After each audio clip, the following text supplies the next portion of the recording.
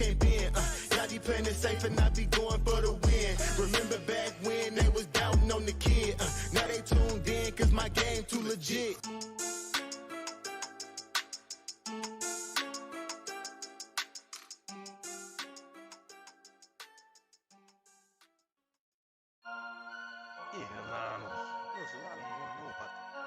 Fantasy Headliners Nation. Headliner Nation. Fantasy Headliners for the nation. I'm a headliner.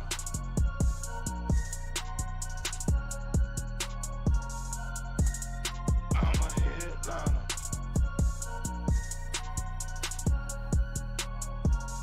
Yo. Analytics off the chain. All the channels not the same. Jake and Kyle, you know the name. Headliner Nation, we running the game. Y'all stuck on third down. Your content's plain Jane. Headliners on top now. We gonna move and change. Podcast off the rip. Draft guide, so legit. Fantasy world, our game tight.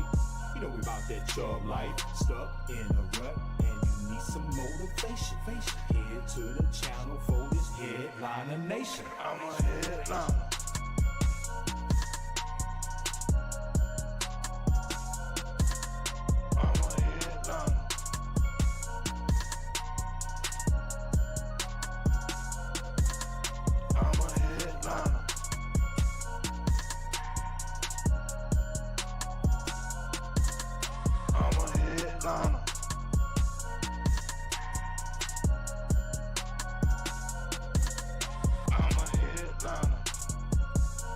Yo, Nation, what's going on? Welcome to Monday morning. Lots to talk about today.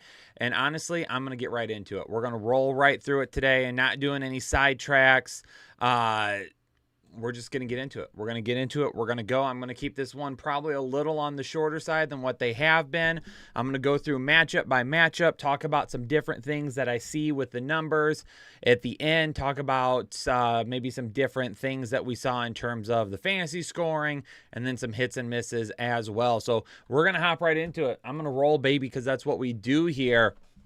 We're going to start with Indianapolis and New England. Let me get my information back up here real quick. I accidentally minimized it. All right, Indianapolis and New England. For Indianapolis, I mean, it's absolutely 1,000% clear at this point that it's Jonathan Taylor's backfield and Zach Moss is nothing but a backup to him. 50 snaps to Zach Moss's 9, 21 to 2, 1 targets to 0, 23 to 1 carries. If you're holding Zach Moss, you're holding Zach Moss because you own Jonathan Taylor and you want to make sure that you have him backed up just in case of an injury or anything like that. For New England, it was good to see Ramondre play better again. Obviously, didn't have a high-end type of fantasy performance, but was a solid RB2 this week. Completely outsnapped Ezekiel Elliott, 46 to 23. Ran more routes, 24 to 8. Had more targets, 4 to 2, and had more carries, 20 to 13. So clearly he's the guy there. What's going to happen with the quarterback position? That's kind of unknown at this point. Definitely Demario Douglas is the number one wide receiver. Juju did play more snaps, 18 more snaps than Demario Douglas. He ran 5 more routes, but Douglas had 7 more targets than what Juju did. So not a whole lot in that matchup that kind of off the cuff or out of nowhere. Josh Downs still isn't fully healthy, so we'll continue to monitor that over the next couple of weeks. Let's keep going down here. Let's go Houston and Cincinnati next. Noah Brown at this point is a really solid wide receiver play. If there's no Nico Collins next week, Noah Brown has been in my last 2 waiver wire videos. Made the most out of his 8 targets. Tank Dell led everything by a lot. 72 snaps, 40 routes run, 14 targets, 1 carry. Was really all over the place there in terms of being utilized by Houston in that matchup. Devin Singletary had 30 carries, 150 yards on the ground in a matchup where they probably shouldn't have been able to run the ball 30 times, but they did. So really crazy to see that. If there's no Dameon Pierce for his matchup this week going up against Arizona, I absolutely would have him inside the top 30. And then that will also be included in the waiver wire video as well. Cincinnati Bengals. I mean, Jamar Chase saw less snaps than Tyler Boyd. He ran less routes and he had less targets. He still had a good game. But that's one of those injury things where you just kind of have to play it by ear and see what happens. I mean, he was essentially a 50-50 shot is what we were being told. And I think the same thing can be said about TJ Hawkinson, which will come to his game as well here soon. There's no telling what these teams are saying is true or not true.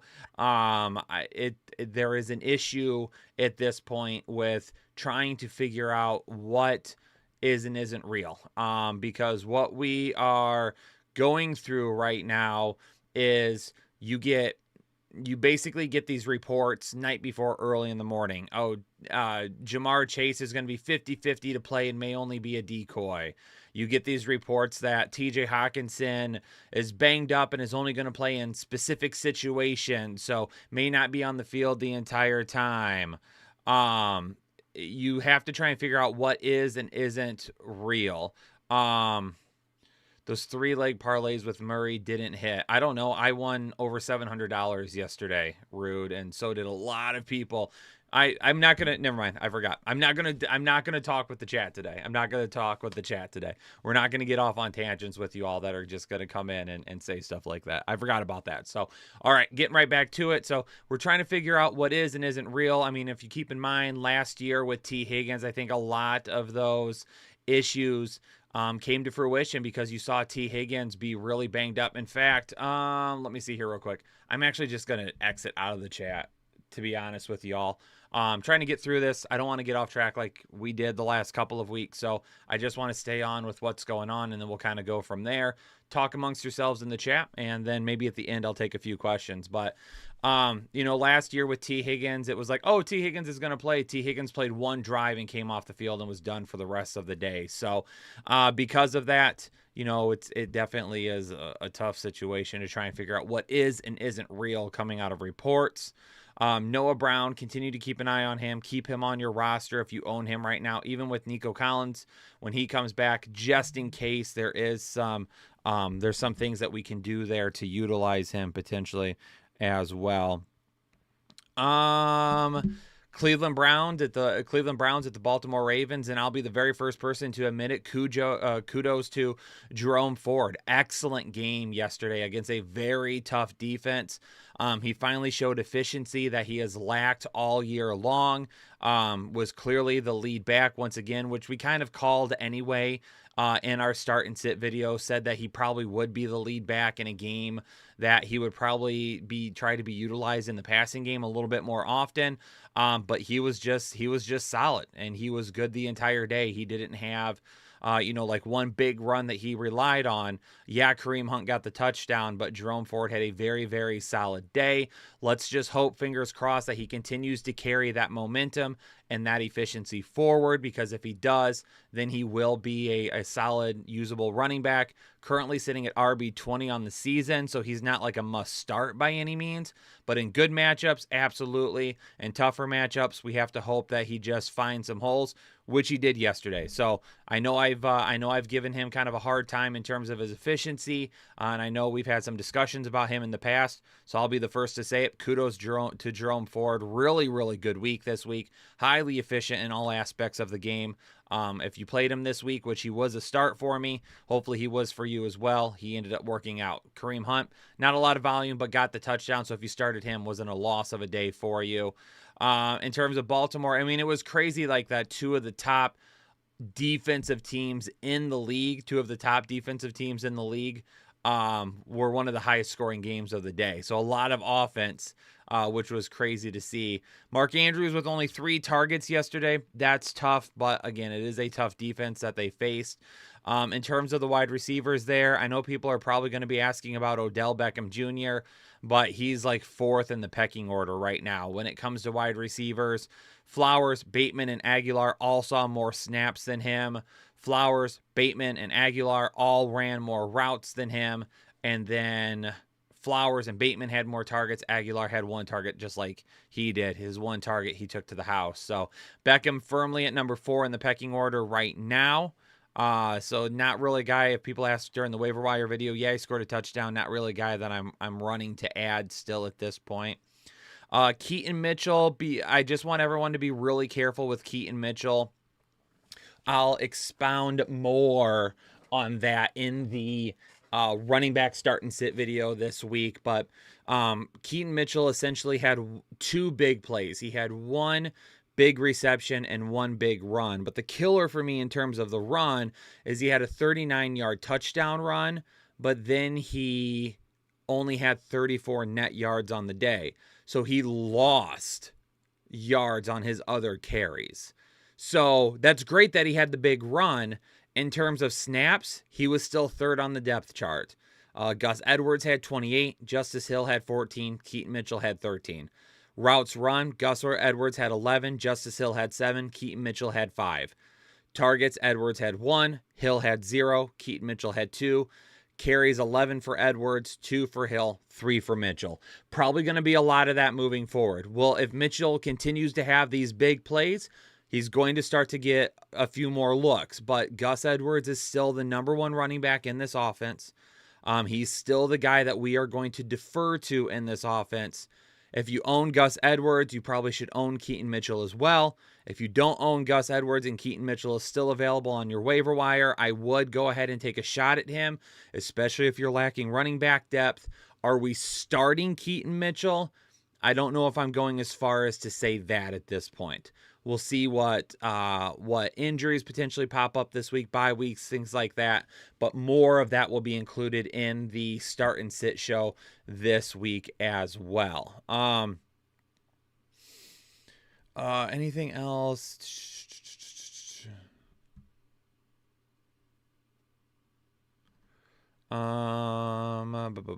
Just verifying anything else with that matchup I want to talk about.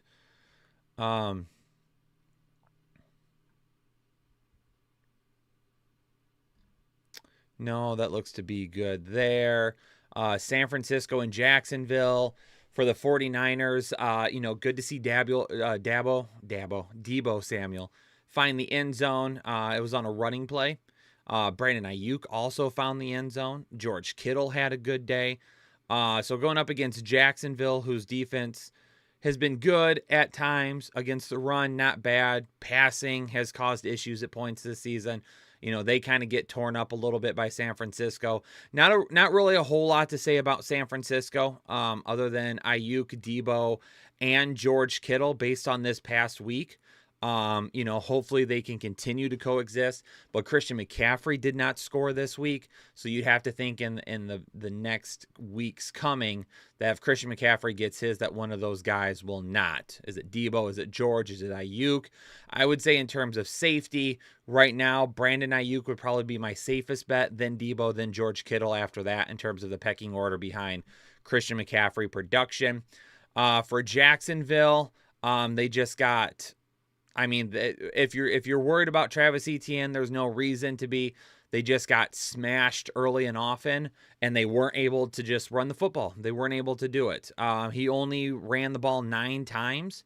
Not bad production for the 9 carries that he had, but nothing really outside of that. So when you take a look, moving forward with Travis Etienne, there's nothing really to be concerned about.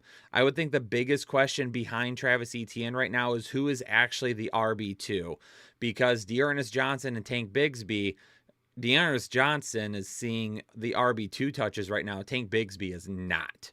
Dearness Johnson, 12 snaps to Bigsby's 10, 8 to Bigsby's 6 routes run, 2 targets to his 1, and each had 3 carries. If you're backing up Travis Etienne, I even said in my waiver wire video coming out earlier, I said Tank Bigsby's name, but it might be Dearness Johnston that you need to be handcuffing Travis Etienne with. It wouldn't surprise me that if something happened to Travis Etienne, if it wouldn't be Bigsby kind of being the lead back and Dearness Johnson just having more of a 50-50 role and seeing a majority of his work in the passing game. One thing too to keep in mind with Travis Etienne is that there's a possibility that they did limit his snaps. He only played 35 snaps. So I also am wondering if there's a possibility that a little bit later on the game when it was well out of reach, if they didn't say, and I don't have the snaps broken down by quarter right now, but if at the end of the game they did not pull Travis Etienne off the field just to make sure that he didn't get banged up in a game that they probably were not winning anyway. They had talked about a couple of weeks ago just keeping an eye on his workload. They got smashed. This was a really good opportunity to get Travis Etienne off the field and just chalk it up to a bad day and then kind of move forward with it. So I'm not worried about him moving forward. It was a tougher matchup. We knew that going into it. He had some risk. But with that being said, we'll be good moving forward.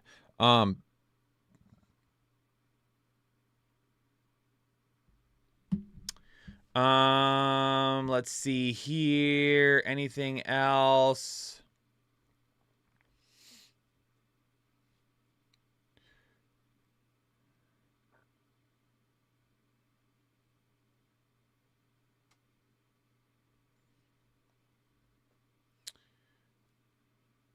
Tank Biggs. Okay, so Travis Etienne, he played in 89 of the snaps last week for Jacksonville.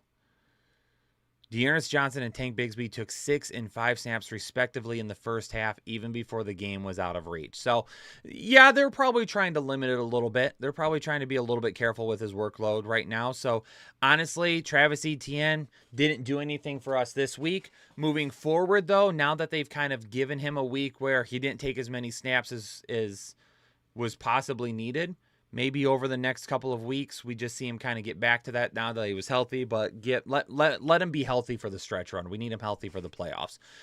New Orleans and Minnesota, definitely keeping an eye on Ty Chandler this week. Alexander Mattison going down with the concussion. That information will be in the waiver wire video.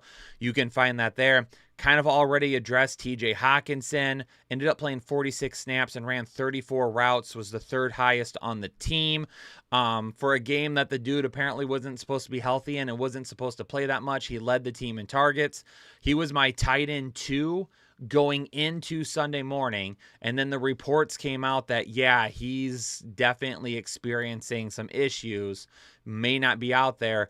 I dropped him to like tight end 7, and I was really only playing some of the guys in front of him that were a little bit, in terms of safety, better than Hawkinson at that point.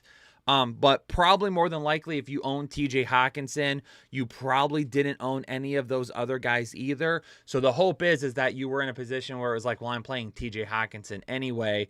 And if you may have been a person that had like Taysom Hill and played Hill over Hawkinson. If you did that, yeah, that probably screwed you over. But TJ Hawkinson obviously ended up playing for the majority of that game and producing very, very well. And he was my tight end 2 going into the week. So unfortunately, we didn't just leave him there. Those reports will get you, though. New Orleans will be interesting to see what happens with them going forward, especially Derek Carr. Does he miss time? Is it Jameis Winston that is the starting quarterback next week? In terms of targets, I mean, A.T. Perry ran the most routes of anybody on the team this week. Are we adding him? Probably not. Chris Olave, he saw 10 targets. Rashid Shaheed, he saw 9 targets. We did see Michael Thomas leave the game early with a knee injury. I believe it was a knee injury. Michael Thomas, for me, is still a guy that I'm considering dropping at this point, because even before that, Chris Olave, Rashid Shaheed, and even Alvin Kamara were getting looked at a little bit more than Michael Thomas was. So Michael Thomas, really, he's the wide receiver 45 on the season right now. I'm looking towards Olave and Shaheed as kind of those guys in that offense. A.T. Perry, for me, really probably only played that much because of Michael Thomas being out. So the other guys weren't really affected. It was Perry getting looks because of no Michael Thomas. Alvin Kamara, again, continues to struggle with his matchups on the ground. He got 9 carries, but only, saw 7 targets this week. So his fantasy value, like we talked about in our members only videos, continues to rely around his work in the passing game. Efficiency, not great. It's based on volume, and one of the reasons why I've told you all to explore trades in non-PPR leagues. Anything else there?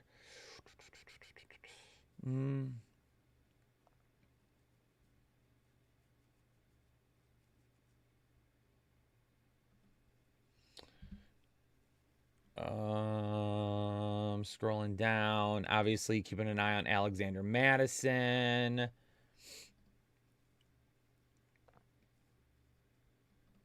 All right, let's move on. Pittsburgh. Pittsburgh's running backs did excellent this week, which is something I talked about in the running back videos. I think I had Najee Harris ranked a lot higher than what I have recently. Good matchup for him. Jalen Warren. Jalen Warren just continues to still be more efficient than Najee Harris. It's crazy how good he has been. He's another guy that in PPR leagues, he's an RB2 that you have in your lineup every week. And in half PPR leagues, he's a flex option that we're starting over a lot of other guys, especially wide receivers. So Jalen Warren will continue to be out there basically down the middle this week. 33 snaps each for Warren and Harris. 13-9 routes run in favor of Warren. 4 targets each. 15 carries for Warren. 16 for Najee Harris. That is a pretty split backfield right now. Pretty split. George Pickens led everybody with 62 snaps, tied Deontay Johnson in targets. Would not be surprised over the coming weeks if we didn't see the Steelers continue to pound the football on the ground. Green Bay, Christian Watson for me at this point is really borderline done. Jaden Reed is doing more with less than what Christian Watson is. Dobbs and Reed, to me, are the two guys that I think are the most consistent, and I think there is a very good chance that Jaden Reed could start taking over some playing time for Christian Watson if he doesn't get his act together. I don't know why they're not using Luke Musgrave more often. He ran 50 routes he played 50 snaps this past week, third most on the team, ran 31 routes, third most on the team. Honestly, I would love to see him start getting some of those Christian Watson targets because the dude continues to show big playability, but he's only getting 4 targets a game. We got to get Luke Musgrave more involved. Dobbs has a 20% target share right now. So if you're looking to start anybody here, it's going to be Dobbs. So Dobbs is going to be the safest. Reed is coming in with a little bit more upside. Dobbs does have a touchdown in 3 of 4 games over the last, in 3 of the last 4 games.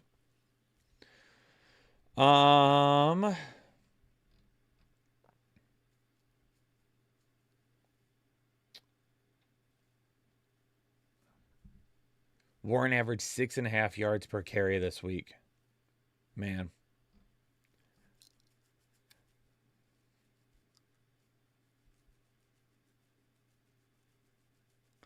So Aaron Jones and A.J. Dillon, if people are worried about Aaron Jones, obviously good performance last week.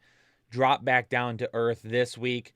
Him and A.J. Dillon split maybe a little bit more this week than we would have liked, but it was still far in favor of Aaron Jones. I think some people are going to see A.J. Dillon's production and be like, oh, is Dillon back to being over Jones or something like that? So Dillon's numbers look a lot better considering the fact that he had a 40-yard run to kind of couple into his other production. So for me personally, I'm still on Aaron Jones. Obviously his ceiling was not as high as we would have liked this week. He's still like an RB2 for me. Hopefully he gets back to that this week. Tennessee and the Tampa Bay Buccaneers. As far as Tampa Bay goes, Chris Godwin was like not feeling well going into the day, but he played the second most snaps on the team. He played the third most. Cade Otton was 62 snaps. Plays more than any other tight end. Dropped him outside of my top 12 this week. He didn't end up doing anything, only 3 targets. Rachaad White, once again, kind of the same thing that we've talked about with Rachaad White. I know there's some people out there that love Rachaad White, and I get it. His fantasy production is good right now. But he's playing with fire because he's playing with a lot of luck. Because what Rachaad White did, once again, was he had one big play and that was it. He got 20 carries on the ground for 51 yards. He only averaged 2.1 yards per carry. That's not good enough. I get that he's doing work in the passing game, but if you're only averaging 2 to 3 yards per carry on the ground, that is not good enough. So if you're putting Rachaad White into your lineup, you should be, because he needs to be. But just know that if you feel safe doing it, you're falling into false pretenses. Don't do that. Now, obviously, Tennessee doesn't have that bad of a run defense, but they have allowed...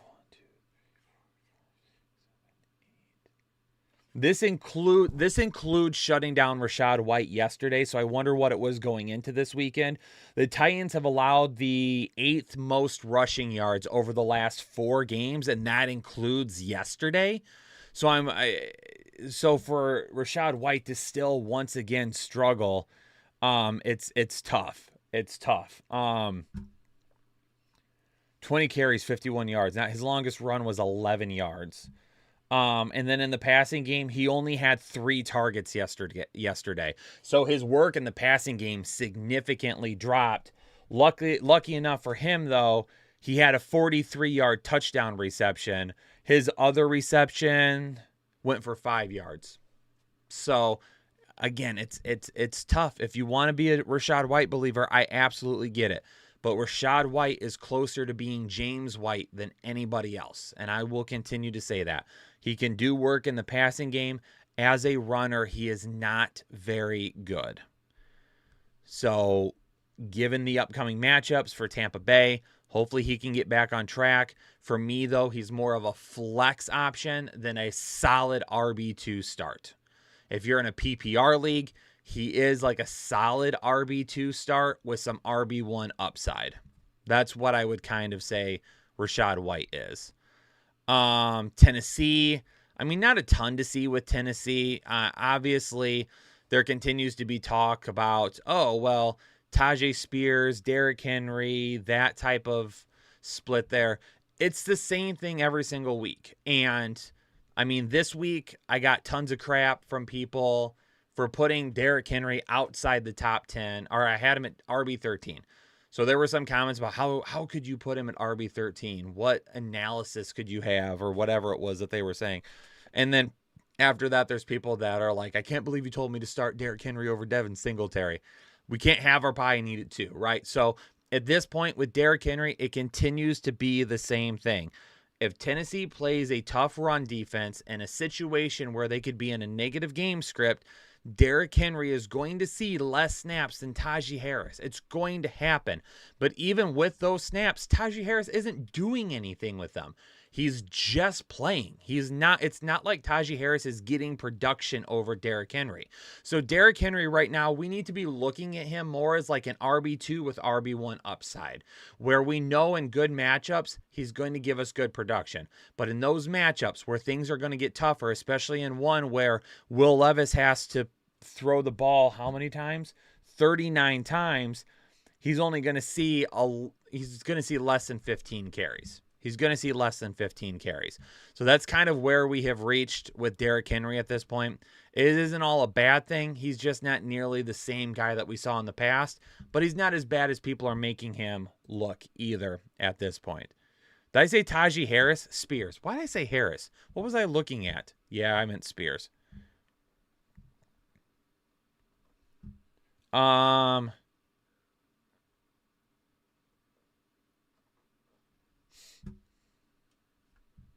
I don't know who Smitty is. Yeah, I messed that up. Definitely.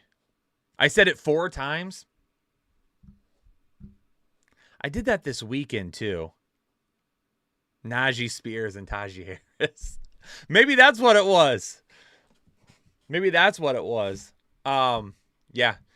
Anybody that's rewatching this right now, hopefully they're looking at the comment section going as they're watching it, because they're like, what in the world is he talking about?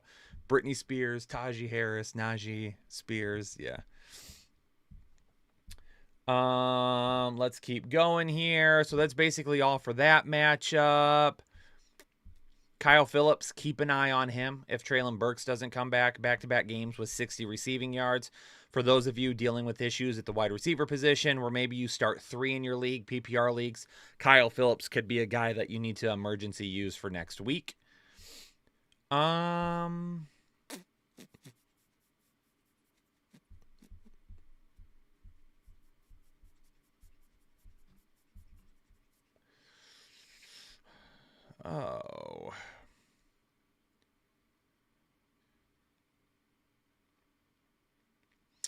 Okay, Derrick Henry was held to 24 yards on 11 carries. We saw that. This is the second time this year that he was held under 25 yards, but both times it was against top 4 run defenses. So, again, yep. Arizona and Atlanta, or Atlanta and Arizona. Starting with Arizona, Marquise Brown clearly led the way. Michael Wilson, though, he's going to be in the waiver wire video again today. Do not sleep on Michael Wilson the rest of the year. I'm not saying he's going to be a fantasy championship winner, but I think with Kyler Murray, I think we're going to see some more consistent deep play with him. And he could definitely be a guy that turns into somebody where it's like, hey, good matchup for them. Deep play possibility is going to be there. Let's go ahead and roll with him, or at least a bench option that we can use in an emergency. So keep an eye on that. Trey McBride is firmly inside top 8 tight end conversation now at this point. I mentioned it literally every time I talked about Trey McBride over the last week. And with Kyler Murray coming back, it was like, what are we going to see with Trey McBride? I had him at tight end 10 this week. Could have gone higher with him. Had some people in front of him. Should have put him in front of Taysom Hill. I know better than to let Taysom Hill continue to trick me like that. So with Trey McBride, when I take a look at what he's doing right now, he's definitely a guy inside top 10 area moving forward. Kyler Murray, I mentioned it several times, didn't really utilize tight ends very much his first couple of years in the league. But after Arizona brought in Zach Ertz at that point became a main target for Kyler Murray. So seeing as how Trey McBride has played so well, I was hoping that he would see that type of usage, and he did. 51 snaps, 28 route runs, 9 targets. So continue to throw Trey McBride out there. I mean, look at that. Atlanta finally uses Bijan Robinson, and they still lose the game. But Bijan Robinson, hopefully this was Arthur Smith showing, okay, he's going to be the guy moving forward. 53 snaps. 22 from Cordero Patterson, 19 from Tyler Algier. If we're holding Tyler Algier at this point, I would say we can probably be done with him. He's going to get more carries, but I think he's starting to lose playing time to Cordero Patterson. So he would be a definite touchdown guy every single week. But Bijan Robinson had a good week, and he played inside the red zone, which is what we wanted. Would have liked to see some more targets out of him. It looks like we might be going back to Desmond Ridder, though, which is good because we know Desmond Ridder has been looking to Bijan. So I think from a fantasy perspective, Bijan is definitely a guy that moving forward, I definitely think he's pointing more up than he is down in terms of his fantasy projection. And then also James Conner played quite a bit. James Conner played quite a bit his first game back. He'll be a super safe start moving forward as well. Lions and Chargers. I mean, not much to say about the Lions. I had Sam Laporta as tight end 1 this week. Clearly that didn't happen. He didn't have an awful game by tight end standards. The problem was that Brock Wright stole the touchdown I thought was going to go to Sam Laporta. That little seam off the play action that they ran, where Goff just lobbed it over the defense. I really wish that would have went to Laporta, but they were using Laporta to kind of give off the run vibe to get Brock Wright free, which is unfortunate because if that goes to Laporta instead, then at that point, Laporta is definitely top 5 tight end because that was maybe a 20-yard touchdown or something like that, I think. So it's really too bad that didn't go to him or he would have scored a lot higher. But it is what it is. Laporta's still been super fantastic this year. Jahmyr Gibbs and David Montgomery. Like, I tried to hammer this home. First off, kudos to them for playing a strong run defense on the ground. Chargers have allowed the 6th fewest rushing yards to the running backs. They've allowed the 6th fewest rushing yards on the season, even if the fantasy points allowed to the running backs haven't been nearly as good. They've allowed a lot more, and that's because of the work in the passing game that they have allowed. And that was one of the reasons why I'm going Jahmyr Gibbs over David Montgomery this week. David Montgomery had that huge run. If it hadn't been for that, his day also would not looked as nearly as good as it did. So, of course, I'm not going to bang on other people like a Rachaad White and say, oh, you only had one good run, and then not to do it to David Montgomery. But with that being said, we also know that David Montgomery, so far on the ground this season, has been the dude, right? So, David Montgomery, He's not going to be a running back 1 for me anymore. I definitely think you look at both of these guys and say they're both RB2s. They're both going to get decent workload, but Jahmyr Gibbs is now the guy that has the RB1 upside, while David Montgomery is the guy that is probably firmly cemented more as a safe RB2. 38 snaps for Gibbs, 24 for Montgomery, 21 routes for Gibbs, 11 for Monty, 5 targets for Gibbs, none for Monty, and Gibbs had more carries, 14 to 12. And I know a lot of people might be like, well, oh, Montgomery was coming off the injury. Montgomery was coming off an injury back in, what was it, week 3 or whatever, and he still ran the ball 26 times in that game against Green Bay. So now this was it Green Bay? On the road? Yeah, Monday Night Football, right? Yes. So, at this point, people could argue that still and kind of go through that same mind process. In this game right here, the one thing that you could say that was probably a little bit different was the score, and because of that, Gibbs utilized a little bit more because we're more in terms of trying to do like some hurry up stuff. We're throwing the ball a lot. We're going to have to strike quick. This is an offensive game. Detroit was never in a situation where they could just pound the football and be okay with it. So we'll see what happens moving forward, but that's kind of my current assessment on these guys as well. Quentin Johnston and Jalen Guyton, keep an eye on that analysis in the waiver wire video. Not going to go too deep into it here. I would say that I would probably give Jalen Guyton the 1 up on Quentin Johnston right now if you wanted me to pick one going forward for next week. Now, Keenan Allen came back into the game after being banged up. If for some reason he were to miss time, we'll reevaluate at that point.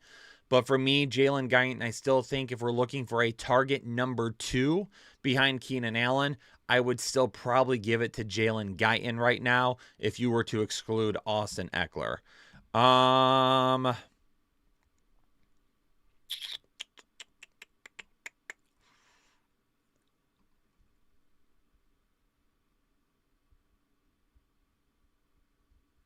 Gerald Everett didn't play in the second half because of his back injury, so that will be something to keep an eye on. But even before that, he only had 2 targets in the first half of a game that had 1,000 total yards almost.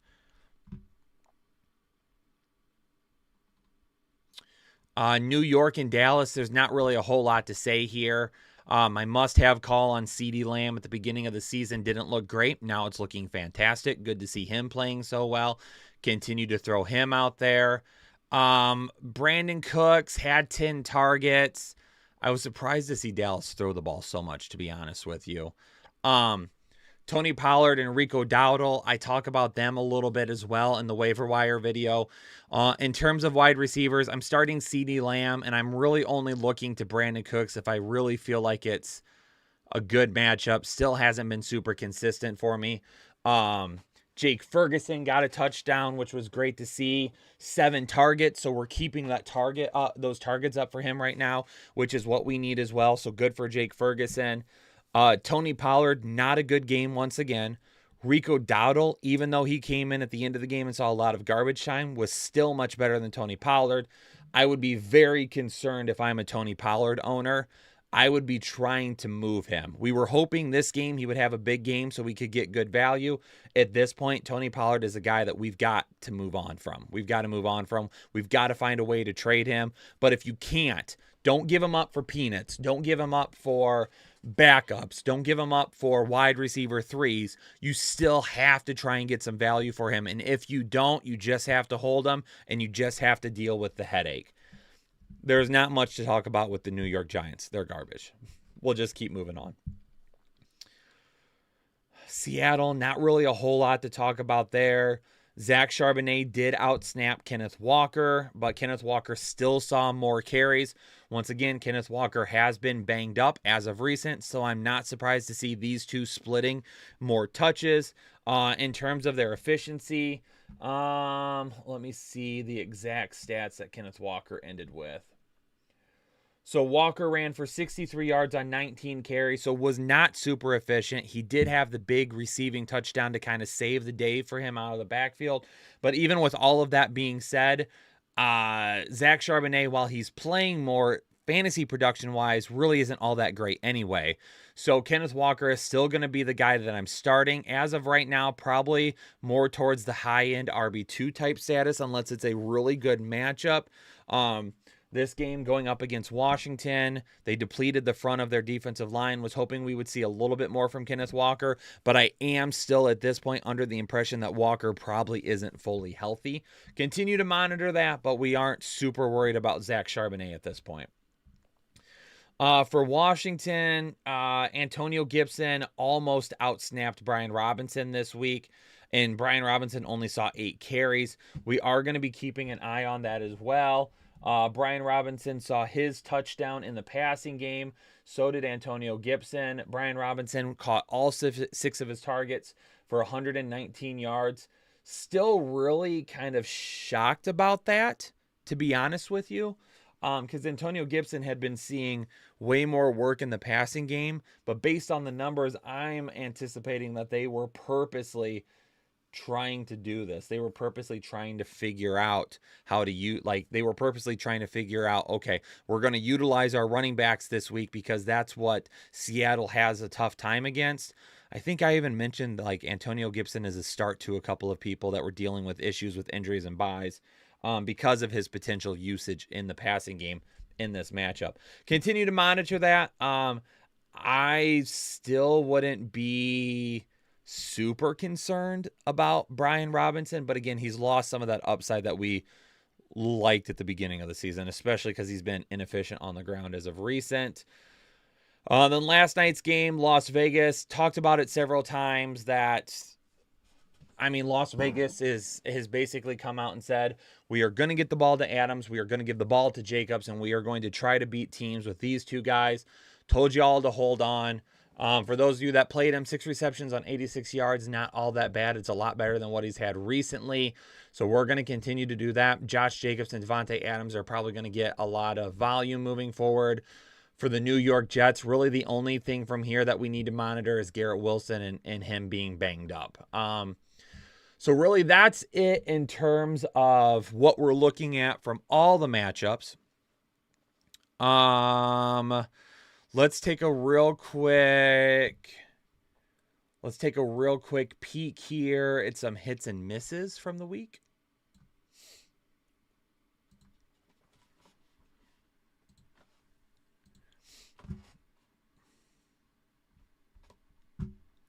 All right. My rankings have disappeared apparently. Hold on a minute.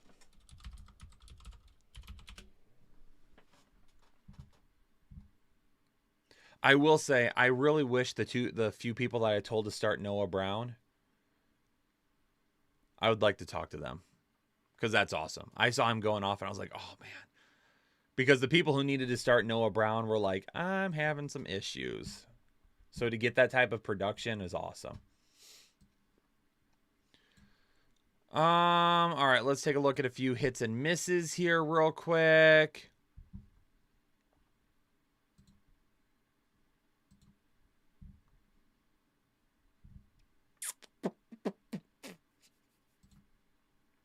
Sorry, give me a moment. I don't have the information up right in front of me, so I got to bring it back up here real quick. All right, let's look at only week 10. Let's start at running back, half PPR.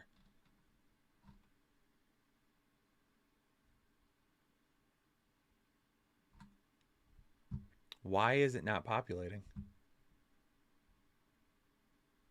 That's crazy. It's not even populating. Let me go somewhere else. It's not showing me the fantasy performances. This page is. All right, half PPR, Brian Robinson. I had him pretty low this week. I had him at like 23. He finished his RB1. So, still had him as a start this week because I had him inside that top 24. So if you were watching, you were like, okay, we're starting Brian Robinson. Just didn't have him nearly as high. Jahmyr Gibbs, I had him at RB15. He finished at RB2. Devin Singletary was probably that biggest miss of the week because I had him outside the top 30 and wasn't even considering him. And he ended up going out for 150 yards, but I don't think anybody really anticipated that. Austin Eckler, I had him at RB6. He finished at RB4. Kenneth Walker, I had at RB16. He finished at RB5. Najee Harris and Jalen Warren, I both had as potential flex options. Najee Harris, I had as an RB2. He finished as RB9. Jalen Warren, I had as a flex option. He finished at RB6. David Montgomery, I had at 18. He finished at 7. Christian McCaffrey at 1. He finished at 8. Bijan Robinson at 13. He finished at 10.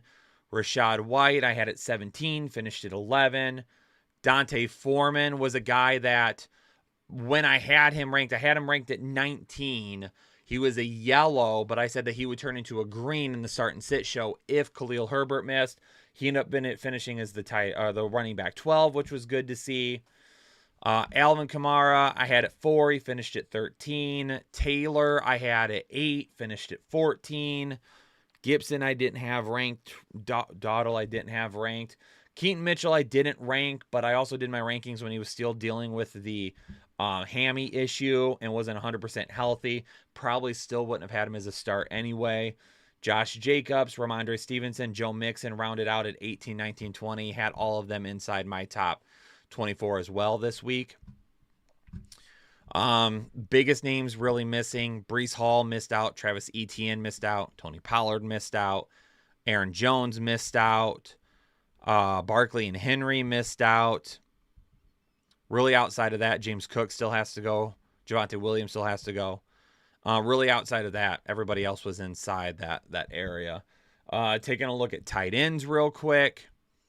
Obviously, Laporta was a miss, unfortunately. He ended up at tight end 14. Mark Andrews was a miss.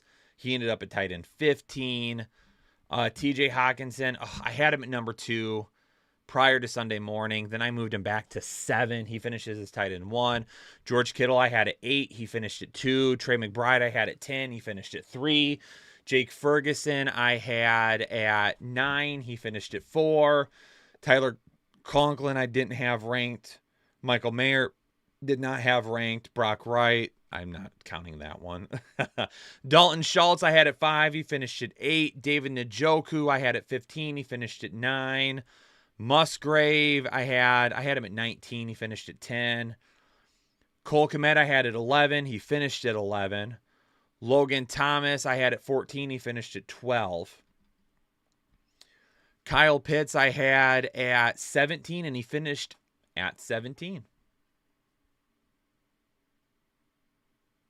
Hunter Henry, I had at 13. He finished at 20. Chigi Oko, I had at 20. He finished at 19. So, I mean, yeah. I mean, hits and misses. I mean, nothing super crazy. I would say biggest one. I would say biggest one would probably be Devin Singletary, really, if I take a look at it. A majority of the other guys that didn't produce, you wouldn't have played anyway. Or that you, excuse me, I said that backwards. Most of the guys that didn't produce, you would have played anyway. And then there was a few guys that kind of finished outside that no one was really talking about. So in terms of the guys I like this week, not a ton, nothing bad. I wouldn't say anything really super stuck out either. In terms of, yeah.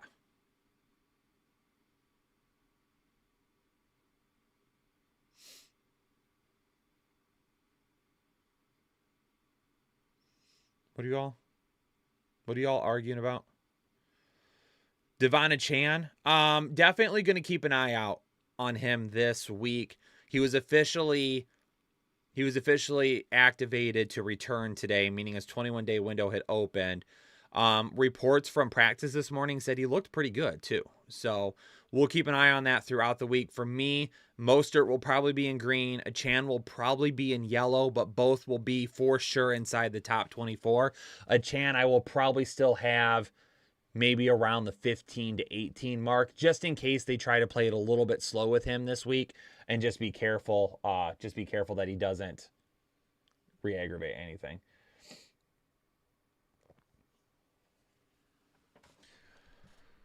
What was it? Oh, Jake's hits and misses.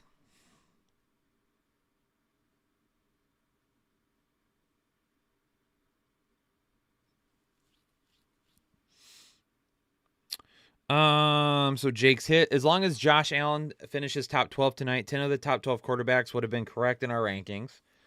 Mike Evans, he had ranked as the wide receiver 5, finishes the wide receiver 5. Chris Olave kept him ranked inside the top 10, finished inside the top 10 for only the second time this season. Is it me, or has Chris Olave been really good since I did a video breakdown on him? It strikes again, right? It strikes again. Kyle does a film breakdown, and the dude plays well. And we did it on Olave 2 weeks ago, and since then, Olave's been playing well. Mrs. Josh Dobbs having it QB 15, and he's better than Mahomes, apparently. Trevor Lawrence came out of the bye looking like Kenny Pickett. Brandon Cook saw the most targets he's had in the game since week 3. Noah Brown, I'm convinced that Andre Johnson has come out of retirement and put on Noah Brown's jersey.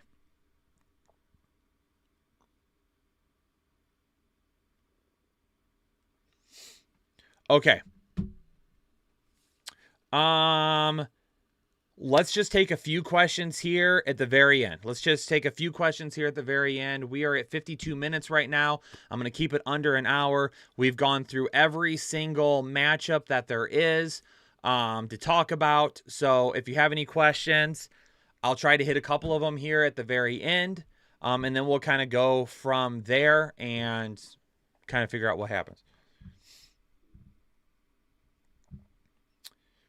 Should I trade Pacheco for Derrick Henry? I'm leaning on staying with Pacheco right now. The Vikings and the Lions will probably be a couple of very good matchups at the end of the year. Both teams playing very well right now. David, what do you do with Breece and Saquon? You continue to start them. There's not very many running backs getting nearly as much touches as they are. Kenneth Walker and Ferguson for King Henry? I'd probably stick with Kenneth Walker for right now over King Henry.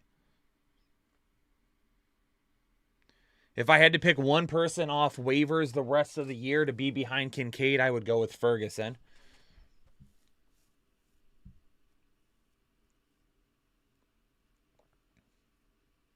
Should I try trading DJ Moore and Scary Terry? Really depends on what you get for them. You can ask if you should trade them, and I could say sure, but I don't know what you would get in return. Did you love the big hit on Pick'ems like I did? Yep. Yeah, my big ticket that I put in that I showed to everybody hit this past week. So I don't know how many played that ticket. I know I ended up just over $700 from the weekend with that ticket. So, and overall, I think I ended up being right around 50%.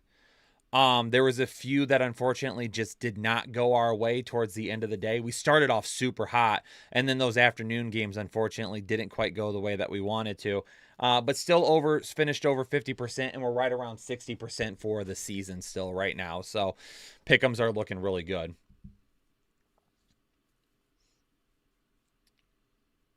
Ma'ua played 100 on that ticket too. Awesome. Should I try trading? Yeah, Discord won all over the place. Tons of green slips on Discord for sure. I played a hunt. Or no. Should I try trading DJ Moore and Scary Terry for Pittman? If you have really, really good wide receivers in front of that, yes. But you need to have really, really good wide receivers. But keep in mind, Justin Fields is getting closer to returning. I like DJ Moore's upside with Justin Fields more than I like Michael Pittman's upside with Gardner Minshew. I'm not dropping Singletary right now, Angel, because more than likely he's going to be the starting running back even when Dameon Pierce comes back. Is it time to sell Mahomes? I mean, depends on what you get for him. Obviously, he doesn't have the ceiling that we would have liked, but waiver wire video is dropping right after this. I'm up 60 points. My opponent has Allen, Diggs, and Kincaid going tonight. Think I'm safe? He has Allen, Diggs, and Kincaid, and you're up by 60? Man, you better hope their offense sucks tonight.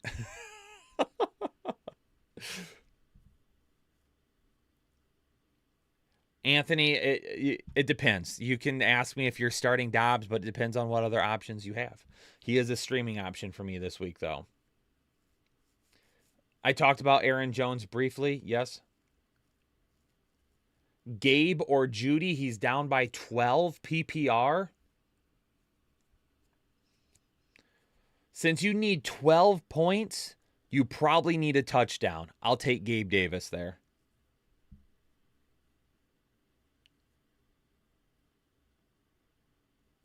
Herbert, you should not be dropping Kincaid, but if you need to pick up Etienne, if he's out there, you need to drop somebody else. Emmanuel, we're not really trusting Singletary moving forward, but they play Arizona this week, so he could have another good game. I'm not answering any start and sit questions for week 11 yet.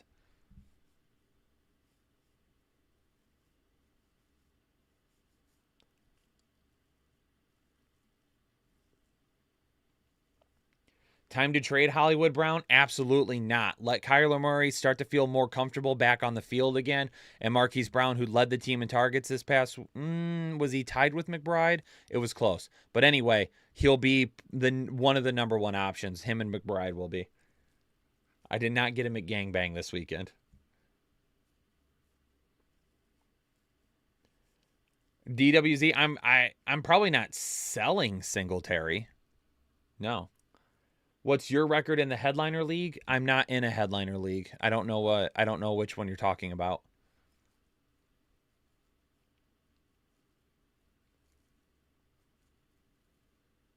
I would trust McBride over Taysom Hill going forward for sure. Couple more. Would I trade Addison for Dak or Dobbs? Probably not, unless this is like a 2-quarterback league. DJ Moore for Swift. If you need help at running back, I'm okay. Top 5 tight end, Scuppy. Maybe not top 5, but he's definitely going to be top 10 moving forward. Ingram is still much safer than Taysom Hill. Should you trade Garrett Wilson?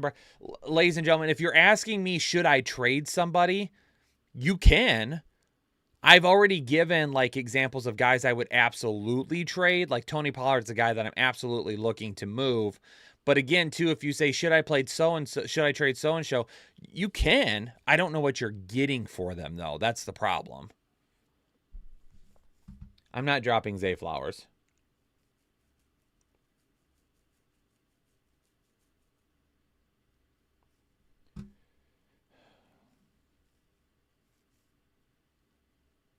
If you saw me roll my eyes and shake my head, I'm assuming of the 611 people watching that at least 75% of you can guess what I just rolled my eyes and shook my head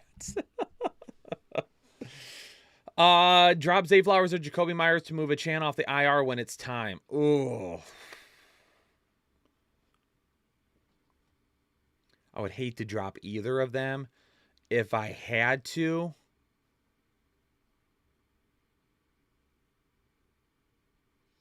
I probably drop. My gut is telling me to drop Jacoby Myers. I would try to trade him first, though.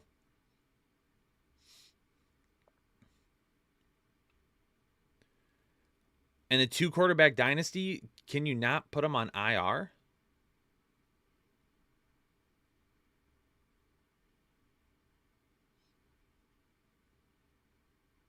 Ooh, 10-0. J.R. Fuentes becoming a member of Holden Chubb. Thanks for joining the exclusive Headliner Nation. Moa, that wasn't it, actually. That wasn't it. Kyron Williams, not this week, but next week, right?